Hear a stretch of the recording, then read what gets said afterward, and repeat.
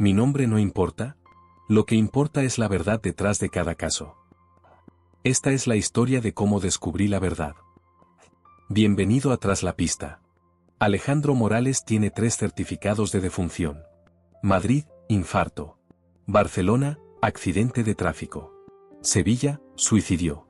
Mismo número de identidad, mismas huellas dactilares, mismo hombre. Pero una persona, ¿cómo puede morir 3 veces? Y la parte más aterradora, yo lo vi vivo por 4ª vez. Todo comenzó cuando Isabella Morales me contactó por teléfono. Su voz temblaba mientras me explicaba que su esposo había muerto hace 6 meses en Madrid. Tenía el certificado de defunción, había estado en el funeral, había visto cómo bajaban el ataúd. Pero 3 días antes, lo había visto caminando por el centro comercial Las Rozas. Sonido de notificación de mensaje. Me envió la fotografía que había tomado a escondidas. Era él. Sin duda. Alejandro Morales, 45 años, cicatriz en la ceja izquierda, lunar distintivo en el cuello. El mismo hombre que supuestamente había muerto de un infarto masivo el 15 de marzo. Le dije que se tranquilizara, que podría ser alguien parecido. Pero Isabella insistía. Conocía a su marido después de 20 años de matrimonio. Acepté investigar. 800 euros de anticipo. Parecía un caso de identidad equivocada. Qué equivocado estaba. Mi primera parada fue el Hospital Universitario La Paz en Madrid, donde supuestamente había muerto Alejandro. Hablé con el doctor García, el cardiólogo que había firmado el certificado de defunción. Me confirmó todos los detalles.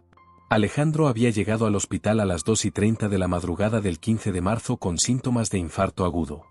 Había muerto a las 4:45 de la madrugada a pesar de todos los esfuerzos médicos.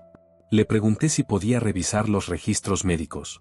El doctor accedió, revisó su sistema y me mostró todo: electrocardiogramas, análisis de sangre, radiografías. Todo parecía legítimo. Pero algo me llamó la atención.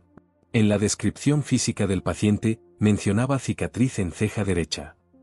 Isabella había dicho que la cicatriz estaba en la ceja izquierda. Le pregunté al doctor sobre esta discrepancia. Me explicó que a veces, bajo estrés, se cometen errores de documentación. Además, el cuerpo había sido cremado inmediatamente después del funeral, por solicitud expresa de la familia. Decidí verificar los registros del crematorio. Ahí fue donde las cosas se pusieron realmente extrañas. El crematorio San Isidro tenía los registros de la cremación de Alejandro Morales. Fecha, hora, todo coincidía. Pero cuando hablé con el operador que había manejado el proceso ese día, me miró confundido. Me dijo que recordaba el caso porque había sido extraño. La familia había insistido en que la cremación fuera inmediata, sin velatorio. Además, el ataúd había llegado sellado y con instrucciones específicas de no abrirlo. Le pregunté si esto era normal. Me respondió que no, que generalmente las familias quieren tiempo para despedirse. Pero tenían todos los papeles en orden, así que procedieron. Luego me contó algo que me heló la sangre. El ataúd era considerablemente más liviano de lo normal para un hombre de 80 kilos como Alejandro. Le pregunté si había documentado este detalle. Me dijo que había hecho una nota en el registro, pero cuando fue a buscarla, la página había sido arrancada. Mientras hablábamos, recibí una llamada. Era Isabella, muy alterada. Me dijo que había vuelto a ver a Alejandro, esta vez en una cafetería cerca de su casa. Esta vez había intentado seguirlo, pero él había desaparecido entre la multitud. Decidí profundizar más en la historia de Alejandro Morales. Regresé a mi oficina y comencé a investigar más a fondo. Busqué en bases de datos públicas, registros de propiedad, historial laboral de Alejandro Morales. Lo que encontré me dejó perplejo. Alejandro tenía registros de actividad laboral en 3 ciudades diferentes durante los últimos 5 años. Madrid, donde trabajaba como consultor financiero. Barcelona, donde aparecía como ingeniero de software. Y Sevilla, donde estaba registrado como profesor de historia. 3 trabajos. 3 ciudades. 3 identidades profesionales completamente diferentes. Decidí contactar con los empleadores. En Madrid, la empresa de consultoría me confirmó que Alejandro había trabajado ahí hasta su muerte en marzo. En Barcelona, la empresa de tecnología me dijo que había renunciado en febrero por motivos personales. En Sevilla, la universidad me informó que había pedido una excedencia en enero. El patrón era claro. Alejandro había estado desapareciendo gradualmente de sus 3 vidas. ¿Pero por qué?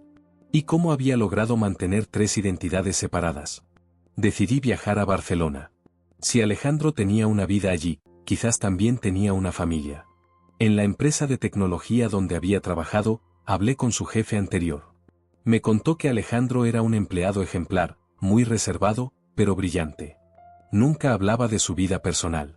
Le pregunté si conocía su dirección. Me dio una dirección en el barrio de Gracia.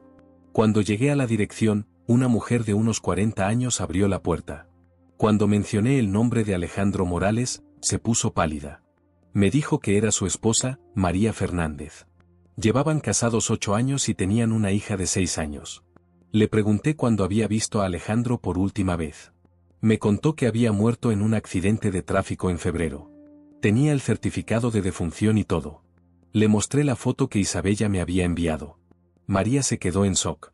Era él, sin duda. Me contó que Alejandro viajaba mucho por trabajo, a veces desaparecía semanas enteras. Ella pensaba que era normal para su trabajo en tecnología. Pero aquí venía lo más impactante. María me mostró el certificado de defunción de Barcelona. Fecha, 23 de febrero. Causa, accidente de tráfico. Mismo número de identidad que el certificado de Madrid. Investigué el supuesto accidente de tráfico en Barcelona. Según el reporte policial, Alejandro había perdido el control de su coche en la autopista C58 a las 11:30 de la noche del 23 de febrero. El vehículo había volcado y se había incendiado. Fui a la comisaría que había manejado el caso. El oficial Martínez me mostró las fotos del accidente. El coche estaba completamente quemado, irreconocible. Le pregunté cómo habían identificado el cuerpo. Me explicó que había sido a través de objetos personales encontrados en la escena: cartera, reloj, anillo de bodas. Pero cuando le pregunté sobre el estado del cuerpo, me dijo algo extraño.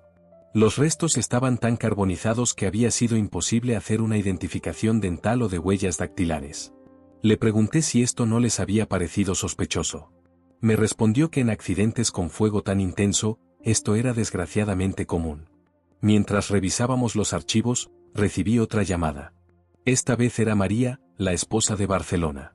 Estaba histérica. Me dijo que acababa de ver a Alejandro en el supermercado de su barrio. 2 esposas. 2 muertes. Un hombre vivo. ¿Qué estaba pasando realmente? Decidí ir a Sevilla para investigar la tercera identidad de Alejandro. Si el patrón se mantenía, probablemente también tendría una vida allí. En la Universidad de Sevilla, donde supuestamente trabajaba como profesor de historia, hablé con el decano de la facultad.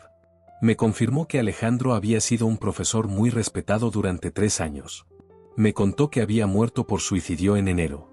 Se había lanzado desde el puente de Triana al río Guadalquivir. Le pregunté sobre las circunstancias. Me explicó que Alejandro había estado pasando por una depresión profunda. Había perdido a su esposa en un accidente de coche 6 meses antes. Espera. ¿Su esposa? Le pedí más detalles. Me contó que Alejandro estaba casado con Carmen Ruiz, una profesora de literatura. Habían sido una pareja muy querida en la universidad. Conseguí la dirección de Carmen Ruiz. Cuando la encontré, me confirmó toda la historia. Su esposo Alejandro había muerto por suicidio en enero. Me mostró el tercer certificado de defunción. Fecha, 15 de enero. Causa, suicidio. Mismo número de identidad. Carmen me contó que Alejandro había estado muy deprimido después de la muerte de su primera esposa. Sí, había estado casado antes, con una mujer llamada Elena que había muerto en un accidente. Pero cuando le pregunté por Elena, me dijo algo que me dejó sin palabras. Elena había muerto en Madrid. En marzo. El mismo mes en que Alejandro supuestamente había muerto de infarto. Regresé a Madrid con una teoría que me aterrorizaba. Alejandro no solo tenía 3 identidades. Tenía 4. Y Elena, su supuesta primera esposa muerta, era en realidad Isabella, la mujer que me había contratado. Investigué los registros de matrimonio. Alejandro Morales se había casado 4 veces. Con Elena García en Madrid, 2018. Con María Fernández en Barcelona, 2016. Con Carmen Ruiz en Sevilla, 2015. Con Isabella Morales en Madrid, 2003, el mismo hombre. 4 esposas. 4 vidas completamente separadas. Pero lo más perturbador era que Isabella/Elena había fingido su propia muerte para poder contratarme como detective. Ella sabía que Alejandro estaba vivo porque formaba parte de todo el esquema. Llamé a Isabella. Cuando respondió, le dije que sabía la verdad. Hubo un largo silencio. Finalmente, me contó toda la historia. Isabella me citó en un café discreto del centro de Madrid. Cuando llegó, ya no era la mujer desesperada que me había contratado. Era fría, calculadora. Me explicó que todo había sido un plan elaborado durante años. Alejandro era un genio para asumir identidades falsas. Había desarrollado un sistema perfecto para colectar seguros de vida múltiples. El plan era simple pero brillante. Alejandro creaba una identidad en una ciudad, se casaba, tomaba múltiples seguros de vida, construía una vida creíble durante varios años. Luego, fingía su muerte de manera que fuera imposible recuperar un cuerpo identificable, cremación inmediata, accidente con fuego, ahogamiento en río. Cada muerte le reportaba entre 500,000 y 800,000 euros en seguros. Isabella me mostró documentos bancarios. En 5 años, habían colectado más de 2 millones de euros de diferentes compañías aseguradoras. Le pregunté por qué me había contratado si formaba parte del plan. Su respuesta me sorprendió, las otras esposas estaban empezando a sospechar. Necesitaban que alguien oficial confirmara que Alejandro seguía muerto. Pero había un problema. Alejandro se había vuelto codicioso. Había decidido fingir una quinta muerte sin decírselo a Isabella. Isabella me contó que Alejandro había comenzado a cortarla del plan. Había empezado una quinta identidad en Valencia, con una nueva esposa, sin incluirla. Ella había contratado mis servicios no para encontrarlo, sino para demostrar que seguía vivo y poder chantajearlo para que la incluyera en su nueva estafa. Pero mientras hablábamos en el café, noté que alguien nos observaba desde una mesa lejana. Un hombre con gorra, leyendo un periódico, pero mirando hacia nosotros cada pocos segundos. Le señalé discretamente a Isabella. Cuando miró, su cara se puso pálida. Me susurró que era Alejandro. Isabella se levantó rápidamente y se dirigió hacia la salida trasera del café. Le dije que esperara, pero ella siguió caminando. La seguí. En el callejón trasero, Isabella se detuvo. Se volteó hacia mí con una expresión que no había visto antes. Me dijo que había mentido sobre una cosa. Alejandro no se había vuelto codicioso. Ella se había vuelto codiciosa. Y yo acababa de convertirme en un problema. Isabella me explicó rápidamente que había planeado eliminar a Alejandro y quedarse con todo el dinero. Había fingido contratarme para crear un registro oficial de que él seguía vivo, lo que invalidaría todos los seguros. Luego, iba a matarlo realmente y reclamar que había sido legítima defensa cuando él había regresado para matarla. Pero Alejandro se había dado cuenta del plan. Y ahora ambos me veían como una amenaza porque sabía demasiado. En ese momento, Alejandro apareció en la entrada del callejón. Ya no era el hombre de las fotografías que había visto. Se había teñido el cabello, llevaba barba, había perdido peso. Pero era él. Me dijo que lamentaba que hubiera llegado tan lejos. Que realmente habían planeado dejarme ir después de que confirmara su muerte. Isabella y Alejandro comenzaron a discutir. Ella le gritaba que él había arruinado todo al ser demasiado ambicioso. Él le respondía que ella se había vuelto demasiado peligrosa. Mientras discutían, me di cuenta de que tenía una oportunidad. Saqué mi teléfono y comencé a grabar toda la conversación. Estaban confesando cada detalle del esquema. Durante 10 minutos, Isabella y Alejandro discutieron todos los detalles de su operación. Nombres de víctimas, montos exactos, cómo habían falsificado documentos, cómo habían engañado a las aseguradoras. Isabella confesó que había matado a la verdadera Elena García para poder asumir su identidad. Alejandro admitió que había asesinado a un vagabundo en Barcelona para tener un cuerpo que quemar en el accidente. Cuando se dieron cuenta de que los estaba grabando, ambos se abalanzaron hacia mí. Logré salir corriendo del callejón. Corrí hacia la calle principal mientras marcaba el número de emergencias. La policía llegó en menos de 5 minutos. Para entonces, Isabella y Alejandro habían desaparecido. Pero tenía la grabación. Tenía toda la evidencia que necesitaban. La pista final llegó de una fuente inesperada. Una de las otras esposas de Alejandro, Carmen de Sevilla, contactó a la policía. Había recibido una llamada extraña de alguien que afirmaba ser el hermano de Alejandro, pidiéndole que transfiriera dinero a una cuenta en Marruecos para gastos funerarios tardíos. La policía rastreó la cuenta bancaria y descubrió que Isabella y Alejandro habían estado viviendo en Tánger durante los últimos meses, usando nuevas identidades falsas. La Interpol coordinó con las autoridades marroquíes. Los encontraron en un hotel de lujo en el centro de Tánger, todavía planeando su próxima estafa. Cuando los arrestaron, Alejandro tenía documentos para 3 nuevas identidades y Isabella había estado estudiando cómo falsificar certificados de defunción en Marruecos. Nunca se detuvieron. Incluso huyendo, seguían planeando nuevas estafas. El juicio duró 8 meses. Yo testifico como testigo clave, presentando la grabación que había obtenido en el callejón. El fiscal presentó evidencia de que Isabella y Alejandro habían defraudado a 15 compañías aseguradoras por un total de 4,2 millones de euros a lo largo de 15 años. También se demostró que habían cometido al menos 3 asesinatos reales para mantener su esquema: Elena García en Madrid, un vagabundo sin identificar en Barcelona, y un empleado de seguros en Sevilla que había comenzado a sospechar.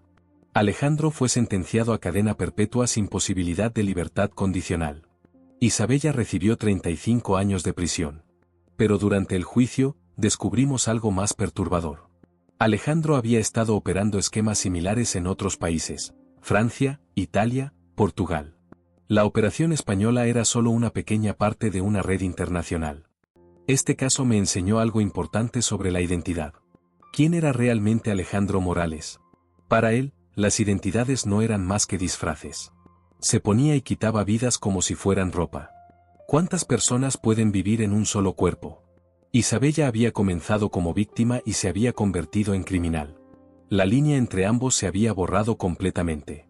Lo más perturbador eran las otras víctimas. Las esposas que creyeron estar casadas con hombres que las amaban. Las familias que lloraron muertes falsas. 6 meses después del juicio, recibí una carta desde la prisión. Era de Alejandro. Me agradecía por haberlo capturado. Decía que había vivido tantas vidas falsas que había olvidado quién era realmente. En prisión, por primera vez en décadas, tenía que ser solo una persona. La carta terminaba con una línea que aún me persigue. ¿Sabes cuántas veces puedes morir antes de estar realmente muerto? Nunca respondí esa carta. Pero a veces me pregunto, ¿cuántas identidades esconde cada extraño?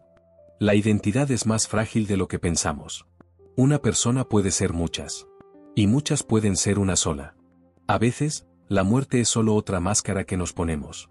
Yo sigo aquí, siguiendo las pistas que otros olvidan. Esto fue Tras la Pista.